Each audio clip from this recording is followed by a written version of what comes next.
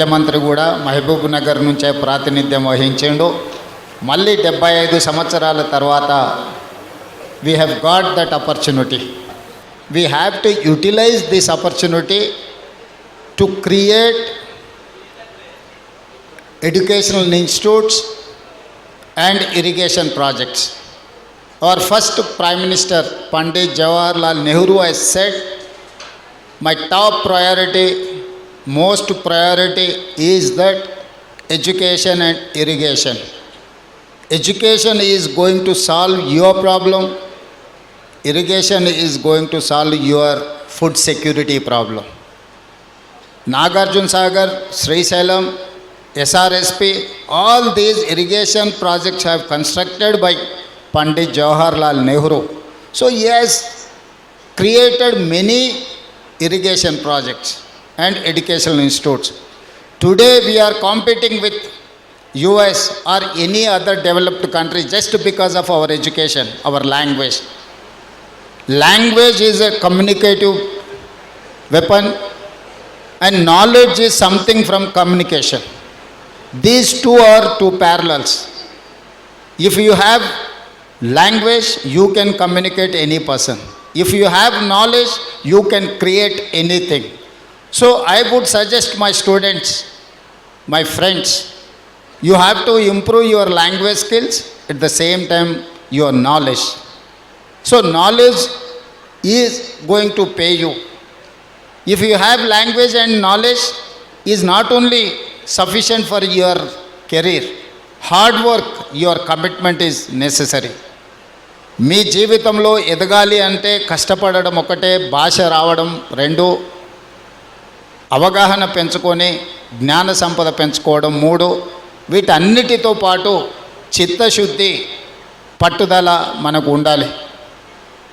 ఒక మారుమూల అచ్చంపేట శాసనసభ నియోజకవర్గం నుంచి ప్రభుత్వ పాఠశాలలో చదువుకున్న నేను మొట్టమొదటిసారి ప్రజా జీవితంలోకి ఎంటర్ అయింది ఇక్కడనే మిడ్జిల్ మండలం జిల్లా పరిషత్ మెంబర్గా 2006. 2009లో 2006లో జడ్పీటీసీ, 2007లో ఎమ్మెల్సీ, 2009లో ఎమ్మెల్యే, 2014లో మళ్ళీ ఎమ్మెల్యే, 2019లో పార్లమెంట్ సభ్యుడిగా, 2023లో తెలంగాణ రాష్ట్ర ముఖ్యమంత్రిగా 17 సంవత్సరాలల్లా భారతదేశంలో ఉన్న అన్ని చట్టసభలలో పనిచేసిన, జిల్లా పరిషత్లో పనిచేసిన, శాసన మండలిలో అనుభవం ఉన్నది, శాసనసభ్యుడిగా అనుభవం ఉన్నది, పార్లమెంట్ సభ్యుడిగా అనుభవం ఉన్నది. సరాసరిగా ఏ మంత్రి బాధ్యత చేపట్టకపోయినా ఈరోజు పెద్దలందరి సహకారంతో తెలంగాణ రాష్ట్ర ముఖ్యమంత్రిగా 2 సంవత్సరాలు పూర్తి చేసుకొని 3వ సంవత్సరంలో నా బాధ్యతను నిర్వహిస్తున్నా. దీనికి ప్రధానమైన కారణము ప్రజలకు ఏదైనా చెయ్యాలి, అవకాశం వచ్చినప్పుడు ప్రజలకు మేలు జరిగే విధంగా ఆలోచన చెయ్యాలి. ప్రపంచంతో పోటీ పడాలి అని అంటే మనకు ఏ విజ్ఞత ఉండాలి, ఏ విజ్ఞానం ఉండాలి అనే దాని మీద ఆలోచన చేసి ఈరోజు తెలంగాణ రాష్ట్రాన్ని ముందుకు తీసుకువెళ్తున్నా. ఈ విషయంలో నేను ఇచ్చే సూచన ఒక్కటే, స్వతంత్రం వచ్చినప్పుడు జామీందారుల దగ్గర, జాగీర్దారుల దగ్గర, భూస్వాముల దగ్గర లక్షలాది ఎకరాల భూములు ఉండే. ఆనాడు శ్రీమతి ఇందిరాగాంధీ గారు, పివి నరసింహారావు గారు అగ్రికల్చర్ సీలింగ్ యాక్ట్ తీసుకొచ్చి ఆ లక్షలాది ఎకరాల భూములను ప్రభుత్వం తీసుకొని దళితులకు, గిరిజనులకు, ఆదివాసీలకు, బలహీన వర్గాలకు, భూమి లేని నిరుపేదలకు గుర్తింపు గౌరవమే భూమి అని చెప్పి అసైన్మెంట్ పట్టాల పేరు మీద, లేకపోతే పోడు భూముల పట్టాల పేరు మీద ఈ ఆదివాసీలకు, గిరిజనులకు, దళితులకు అందరికి భూములు ఇచ్చిండ్రు. ఇల్లు లేని వాళ్లకు ఇల్లు ఇచ్చిండ్రు, ఇందిరమ్మ ఇల్లు కావచ్చు, లేకపోతే ఉండడానికి. ఈరోజు ప్రభుత్వం దగ్గర పంచడానికి భూమి లేదు. మీరందరు గ్రామీణ ప్రాంతాల నుంచే వచ్చిండ్రు. ప్రతి గ్రామంలో ప్రభుత్వ ఆధీనంలో ఉన్న భూమి పేదలకు పంపకాలు జరిగిపోయినాయి. ఇప్పుడు ఏమైనా చేయగలిగితే పేదలకు ఇళ్ల పట్టాలు ఇవ్వాలంటేనే చాలా కష్టమైన పరిస్థితి. ఈరోజు ప్రభుత్వం వైపు నుంచి భూములు ఆశించడమో ఇతర ఏదైనా ఆర్థిక లబ్ధి ఆశించే కంటే మా ప్రభుత్వం ఇవ్వగలిగింది విద్యనే. విద్య ఒక్కటే మీ జీవితాలను మారుస్తుంది. విద్య ఒక్కటే మీ తల్లిదండ్రులను ఆత్మ గౌరవంతో తలెత్తుకునే విధంగా ఈ సమాజంలో నిలబెడుతుంది. విద్య రానివాడు వింత పశువు అని ఎప్పుడో పెద్దలు చెప్పారు. ఈరోజు ఈ సమాజంతో పోటీ పడాలి అని అంటే, ఈ సమాజంలో అభివృద్ధి చెందిన పౌరులుగా మీకు గుర్తింపు రావాలి అని అంటే మీరు విద్యలో రాణించాలి. అందుకే ఈరోజు విద్యనే ప్రథమ ప్రాధాన్యత కింద మా ప్రభుత్వం తీసుకొని ముందుకెళ్తుంది. Education is my top priority. అందుకే ఈరోజు not only IIIT engineering college, law కాలేజ్ను కూడా ఈరోజు పాలమూరు యూనివర్సిటీలో మహబూబ్ నగర్ జిల్లాకు మనం ఇవ్వడం జరిగింది.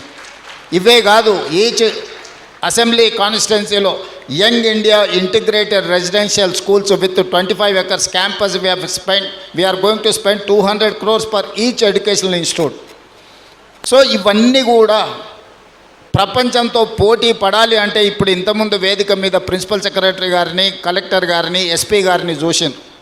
ఈరోజు వాళ్ళ నేపథ్యము ఊరిలో ఉన్న భూమి కాదు, వాళ్ళ నేపథ్యం వాళ్ళ చదువు ఉంది. కాబట్టే దామోదర్ రాజ నరసింహ గారు వాళ్ళ ఫాదరే మంత్రి, కానీ ఈరోజు మీతో ఇంటరాక్ట్ అవుతున్నాడు అని అంటే అతను బాగా చదువుకున్నాడు కాబట్టి, హైదరాబాద్ పబ్లిక్ స్కూల్లో నుంచి ఉస్మానియా యూనివర్సిటీ ఇంజనీరింగ్ చదువుకున్నాడు కాబట్టి ఈరోజు ఒక మినిస్టర్గా ఏ శాఖ ఇచ్చినా కూడా సమర్థవంతంగా ఎందుకు నిర్వహించగలుగుతున్నాడు అంటే చదువుకున్నాడు కాబట్టి. రేపటి భవిష్యత్తు కూడా చదువు మీదనే ఆధారపడి ఉంటుంది. చదువు లేకపోతే మన భవిష్యత్తు గాఢాంధకారం అవుతుంది. అందుకే ఈ జిల్లాలో ప్రతి నియోజకవర్గంలో young India integrated residential schools, లా college, engineering college, medical college, IIIT ఏమేమి కావాలనో అన్నిటినీ ఈరోజు మనం తెచ్చుకున్నాము. ఇవ్వగలిగిన స్థానంలో మనం ఉన్నాం. ఈరోజు మనం సంతకం పెడితే, పాలమూరు జిల్లా వాడు సంతకం పెడితే ఏదైనా జరుగుతుంది. మీరు సాధించుకొని సమాజానికి ఆదర్శంగా నిలబడే విధంగా ముందుకు వెళ్ళాలి.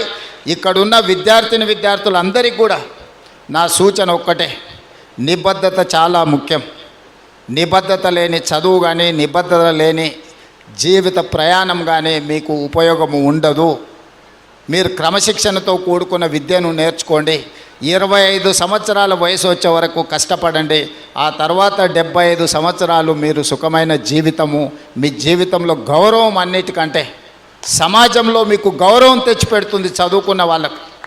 నిన్నటి వరకు మనల్ని పట్టించుకోని వాళ్ళు కూడా ఇవాళ మీరు గ్రూప్ 1 సివిల్ సర్వెంటో మీరు సెలెక్ట్ అయితే ప్రతి ఒక్కరు మీ ఇంటికి వచ్చి మిమ్మల్ని గౌరవిస్తారు. చదువు అనేది అత్యంత కీలకమైనది. చదువు ఒక్కటే మన భవిష్యత్తును మారుస్తుంది. మీరు గొప్పగా చదువుకోవాలి, రాణించాలి. ఈ మధ్యకాలంలో మనం రాజీవ్ గాంధీ సివిల్ ఎగ్జామ్స్కి ప్రిపేర్ అయ్యే వాళ్ళకు కూడా మనం స్కాలర్షిప్స్ ఇస్తున్నాం. ఎందుకంటే కోచింగ్ సెంటర్స్ ఢిల్లీకి వెళ్ళాలి అంటే ప్రిలిమ్స్ క్లియర్ చేసిన వాళ్ళకు 1 lakh, మెయిన్స్కి అటెండ్ అయ్యే వాళ్ళకి ఇంకొక 1 లక్ష రూపాయలు ఢిల్లీలో ఉండడానికి కూడా మనం అకామిడేషన్ ఇస్తున్నాం. మీరు హై టార్గెట్ పెట్టుకోండి, దాని ప్రకారం కష్టపడండి. తప్పకుండా ఈ ప్రభుత్వం అండగా నిలబడుతుంది. దేశంలో ఏ మూలకెళ్ళినా తెలంగాణ వాళ్ళు, పాలమూరు వాళ్ళు IASలు, IPSలు ఇతర రాష్ట్రాలలో కూడా ఉండాలి. ఈ రాష్ట్రమే కాదు, ఏ రాష్ట్రంతో కేంద్ర ప్రభుత్వంలో మనం నిధులు రాబట్టుకోవాలంటే కూడా మన వాళ్ళు ఎవరైనా IAS, IPSలు ఉంటే మనకు అత్యధికంగా నిధులు వస్తాయి.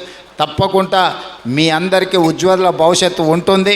సంవత్సరం తిరిగే లోపల ఇక IIIT బిల్డింగ్ కట్టి ఒక మంచి క్యాంపస్ క్రియేట్ చేసి చదువుకోవడానికి ఒక మంచి వాతావరణాన్ని ఏర్పాటు చేయడం జరుగుతుంది. జీవితంలో ఏ స్థాయికైనా ఎదగండి. కన్న తల్లిదండ్రులను, పుట్టి పెరిగిన ఊరును మరవకండి. కన్న తల్లిదండ్రులకు గౌరవం ఇవ్వని వాళ్ళు, కన్న తల్లిదండ్రులను మంచిగా చూసుకోని వాళ్ళు ఏ హోదాలో ఉన్నా కూడా అది నిష్ప్రయోజనమే. తల్లిదండ్రులను బాగా చూసుకోవాల్సిందిగా సూచన చేస్తూ మీ అందరి దగ్గర సెలవు తీసుకుంటున్నాను.